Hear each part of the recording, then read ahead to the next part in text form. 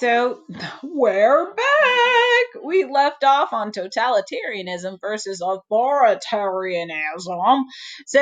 Totalitarianism, extreme authoritarianism. Basically, one party rule. They look very similar, but a big difference is totalitarianism, no individual freedom. Authoritarianism, got a little bit, just a little. Also, authoritarianism, there are several freedoms, such as personal beliefs and choices for the citizens. Totalitarianism, you better believe whatever the state tells you to believe. All right, so let's move on to the next AKS. All right, this learning target for today is explain the aggression and conflict leading to World War II in Europe and Asia.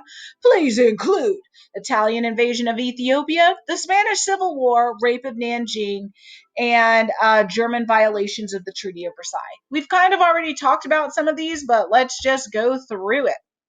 So, Japan is going to violate the Treaty of Versailles, Japanese aggression. How do they do it? Well, like I told you before, they're going to start invading China and Manchuria for those valuable goods because it's an industrial nation. They want more land. Now, they're also wanting more land for population growth. The result, League of Nations is going to say, Japan, you better not do it. And Japan's going to say, screw y'all, I'm getting out of the League of Nations. And guess what happens? They get out. Nothing really happens. But the United States is going to put sanctions on Japan, which is going to hurt them and make them very upset with the United States. This is going to play a role later. All right, Italian aggression. Why? They're avenging for the Ethiopian victory in the 1890s when Ethiopia kicked Italian butt and maintained their independence. So Mussolini is going to commit some war crimes by using poison gas and other weapons against people who are not prepared for that, meaning like they're like by this time it's deemed illegal. All right, so he is dreaming of an Italian empire. The result, Italy wins. The emperor of Ethiopia pledges or pleads to the League of Nations saying, please guys, help me. And no one really goes to help Ethiopia. And then the emperor says, all right guys, I get you, but guess what? Today it's us, tomorrow it's going to be you. I mean, really, we're all connected. We're all in this together. High School Musical knew a little bit of something.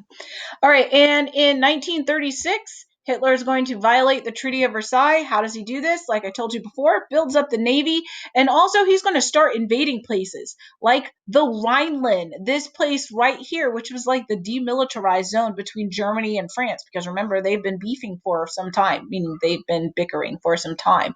But he's also going to annex places like Austria, and then he's just going to take Czechoslovakia, and he's also going to make a deal with Russia and take parts of Poland as well. So, complete violation.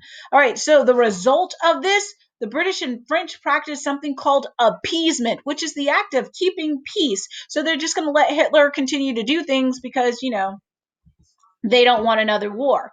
But this was the time where they should have put their foot down because Hitler even said, hey, if they would have stopped me then, I probably wouldn't have been able to conquer Europe. But since they didn't, Hitler is emboldened, he's strengthened, and the balance of power shifts in Germany's favor. All right, so Hitler's going to make some alliances. He's going to have the Rome-Berlin Act, the Rome-Berlin Alliance, which basically means him and Mussolini are now besties. Then he's also going to ally with Japan, and together they form the Axis of Evil, or the Axis powers. I just say that because they do some really bad things. All right, the Japanese crime against humanity will be the rape of Nanjing, and unfortunately, I am going to have to go over this in the next video.